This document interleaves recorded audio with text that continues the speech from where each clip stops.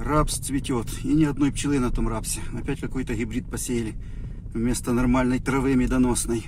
Чудо улей. Я его показывал в прошлом видео, когда мы его расширяли до 14-рамочного стандарта. И здесь было расплоду на 6 рамках. А вот сегодня мы пчел зарядим на мед. Сегодня в ульях, в подобных семьях, которые уже подросли, делаем разовые расширения. Час пробил, господа присяжные. Час пробил. Пора собирать мед. И вот сегодня делаем разовые расширения. И этим самым расширением я очень люблю этот прием, потому что он решает сразу множество проблем. Значит, сразу что можно сказать о пчелах? Открыли улей, сразу смотрите, видите, между рамками появились перемычки. То есть у пчел появился воск. Если пчелы не используют воск на отстройке сотов, они строят вот эти вот перемычки между рамками. Это у них такие склады для воска. Вот эти такие перемычечки. Это значит, у пчел есть воск, они его сюда складывают, потому что он не востребован, и это значит, пчелы могут строить вощину. Сегодня я дам вам парабеллум. Так, забыл. Всем привет, кто любит мохнатых чудовищ, а то чуть не забыл. Ну, раз вы любите мохнатых чудовищ, значит, вы смотрите этот канал, значит, вы ими интересуетесь, и сегодня я вам показываю то, что показывал раньше. Разовое расширение. Очень хороший метод, рекомендую применять. Можно применять что в лежаках, что не в лежаках, что в стояках, что в многокорпусных. Применяется везде. Смотрим, в каком состоянии семья. Рамка с пергой, с пыльцой, сплошную. Это что значит? Значит, пчелы готовятся выращивать расплод.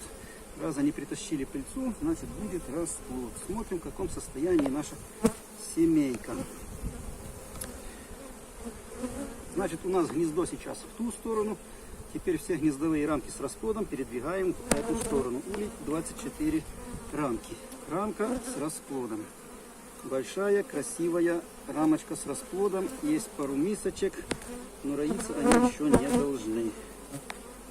Так, просто мисочки, никакой тревоги.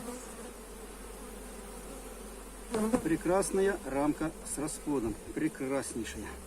И вот теперь считаем рамочки с расплодом. Сейчас можно сделать либо разовое расширение, мы хотим этим ульем хапануть метку все-таки майского, сегодня 2 мая. Либо если у вас взятку нету, тогда надо делать отводки, потому что семьи подошли к краевому состоянию. И вот сегодня мы будем делать им нектарные поля, чтобы они пошли за медом, они начали роиться. Вторая рамочка с расплодом, тянут мисочки, ну и пускай себе тянут, потому что в интернете много паники по поводу того, что пчелы потянули мисочки, будут роиться. Они мисочки могут и тянуть, и могут и не роиться. Так что в этом проблем нету. 2 рамочки с расплодом было.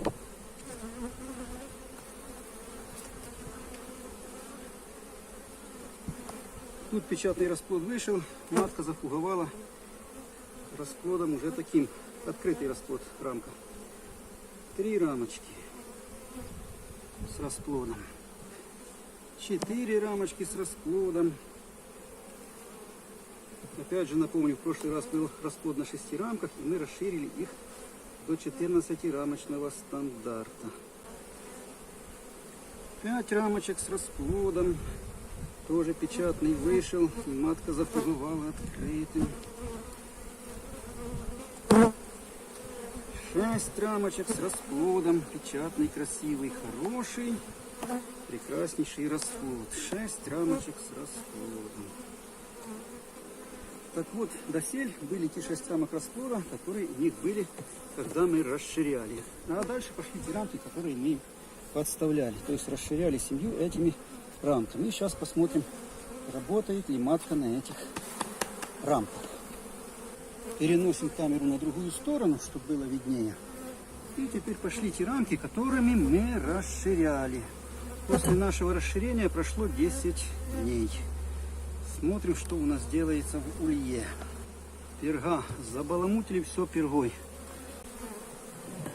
Так, и по результату видим, что матка на пустые соты, которые мы подставили, не пошла.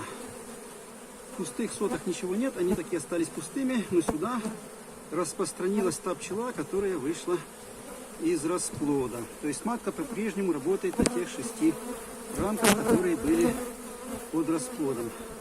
сюда она не пошла, к сожалению. Бывает идет, бывает не идет. В этом случае не пошла. Ну, сейчас мы ее заставим. Как видите, пчелы в улье хватает. Пчелы есть, потому что, когда мы расширяли, пчела грела расплод. Ну, во-первых, тогда холодно было. Во-вторых, семья еще не была такая большая. Поэтому у нас гнездо вроде было как компактное. Ну, а теперь их стало больше. Они не изроились, потому что вся летная пчела побежала на те рамки, на которые мы их расширили. Вот на эти. И теперь тут сидит вся летная пчела. Если бы она здесь не сидела, она бы сидела там. И что делала? Правильно, строила бы маточники и хотела бы роиться. Но сейчас наша задача перегнать матку с ее расплодного гнезда сюда, на эти рамки. Вот сейчас мы этим и займемся. Перегонять будем с помощью вощины, как ни странно. Вот заканчивается наша рамка с расплодом. И мы ставим им сюда вощинку. Раз вощинку. Рамка с медом на самый край. Пустую рамочку к вощинке. И вот так вот чередуем. Сушь, вощина, сушь, вощина. Вощинку, листочек.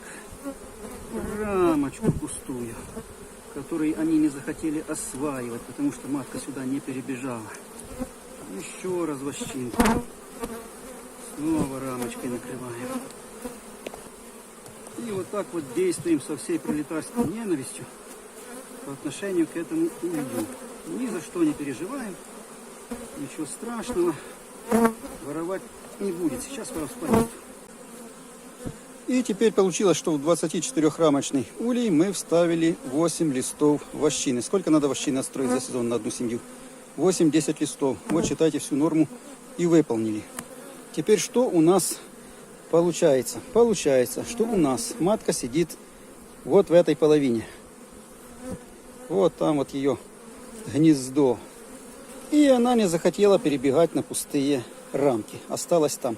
Так вот, вощина — это не просто отстройка сот, это еще манипулирование маткой. То есть с помощью вощины мы можем заставить матку перемещаться по улью так, как нам нравится. Там у нас расплодное гнездо, тут мы поставили сушь-вощина, и теперь у нее не будет другого выхода, как бежать только в эту сторону. Она сюда теперь побежит обязательно. Вот если мы расширяли в прошлый раз до 14 рамок, и она не пошла на пустые соты, не захотела. Ну, бывает, матки идут на соты, бывает, не идут. Я бы даже сказал, что чаще они все-таки переходят, но в этом случае она не пошла, к сожалению. Так вот, когда вы ставите вощину, потому что вощина не ставится просто так от фонаря, ее надо ставить с умом. Когда ставите вощину, она неизбежно теперь пойдет на эту половину. Почему? Потому что кто отстраивает вощину? Вощинку отстраивает пчелка-строительница, у которой есть воск. Для того, чтобы строить соты, здесь надо поднять температуру, чтобы воск был мягкий. И здесь, на этих рамках, будет много молоденькой пчелы, строительницы. И матка очень страшно любит температуру хорошую, и там, где много молоденькой пчелки. А вот здесь на вощинке как раз так и получается. Они и температуру будут поднимать, и молоденькая пчелка сюда будет сбегаться на отстройку сотом. И матка неизбежно будет покидать свое гнездо и бежать туда, где есть тепло и где есть молоденькая пчелка. Отстроит вощинку, перебежит на сот, возьмут эту вощинку на отстройку, отстроят эту, она засеет, перебегут на сот, засеят сот, опять вощинка, опять они побегут по вощинке. И вот таким образом гнездо пчел у нас теперь начнет смещаться в эту сторону и пойдет аж до самого краю. Это если не будет взятку. Если будет взяток, тут они зальют мед, и гнездо у нас получится посерединке. Когда у нас гнездо станет посерединке, матка здесь будет интенсивно откладывать яйца, у нее здесь места будет множество, то с этой стороны, соответственно, печатный расплод выйдет. А это как раз те рамки, которые шли в зиму. И, как правило, у нас что получается с этими рамками? Они становятся уже черными, потому что рамка становится черной, когда в ней выводится около 3-4 поколений пчел. И тогда получается, что матка у нас работает тут, основное расплодное гнездо будет тут уже через 15 дней, здесь через 10 дней пчелки выходят. И это пространство пчелы либо заливает медом, либо оно остается пустым, но во всяком случае черные рамки мы отсюда можем беспрепятственно повытягивать, потому что тут не будет расплода. И таким образом черные рамки вытаскиваем на переплавку, а сюда опять ставим вощинку, и они достраивают себе весь комплект сот. И таким образом мы избавляемся от черных сот, и все соты у нас светленькие, либо светло-коричневые. А черные соты будем вытаскивать и отправлять на переплавку, то есть на утилизацию. Сейчас даже немножко можно сотов и повытягивать, потому что там расплод выходит, рамочки оголяются, и некоторую часть рамок можно из ульев повытаскивать.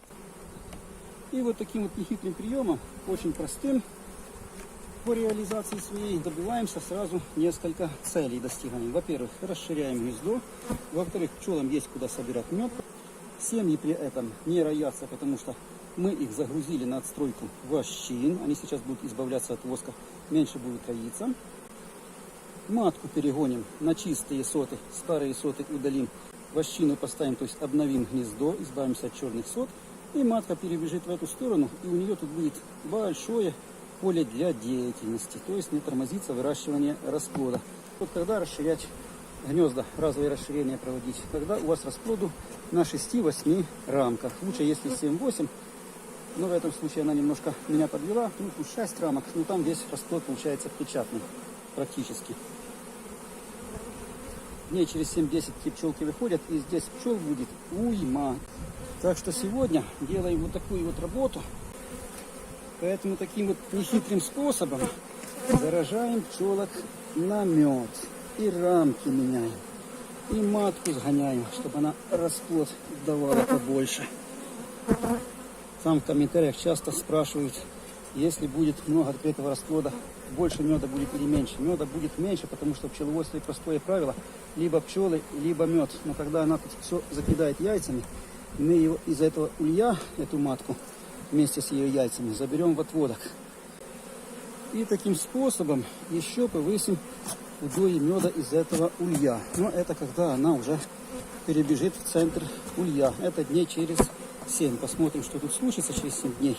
Ну а сегодня такая вот работа у меня. Семьи, которые посильнее, разово расширяем, которые еще не достигли таких размеров, находятся в 14-рамочном стандарте, утеплены. Тоже им ставлю теперь вощинку по листочку, по 2, потому что вощина способствует выращиванию расплода. Потому что вот тут я вощинку не поставил, потому что холода у нас были.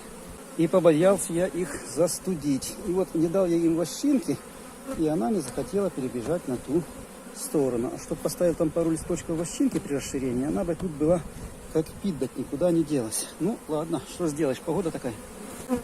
Ну и последний штрих, открываем им литочек, который был закрыт. Теперь расплодное гнездо с этой стороны, и с этой стороны открываем литочек. Если бы у нас взятку сейчас не было, мы бы этот литочек не открывали. Тогда бы матке не хватало кислорода, и она как пидать побежала бы в ту сторону, потому что там кислород. Это если бы было тепло, а в этом году холодно, и она не побежала на эти рамки, потому что пчелы плохо их грели, там было холодно.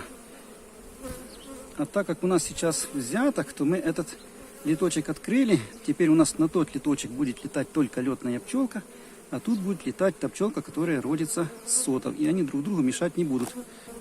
И таким образом они не будут роиться, потому что если не отделить летную пчелу от молодой, то есть вполне вероятность, что они положат маточники и начнут роиться, что нам, в общем-то, не надо. Поэтому отделяем летную пчелу от молоденькой. Там у нас летная. Она привыкла летать на тот литок, и теперь там у нас пустые рамки с сушью и вощина. Вся летная пчела попадает на сушь с вощиной и будет там на этих рамках и работать.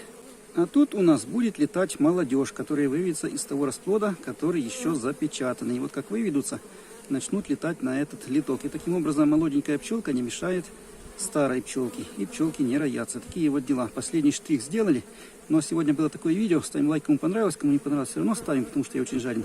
И передаем привет моим мохнатым чудовищам, которые уже будут теперь мед собирать в этом году.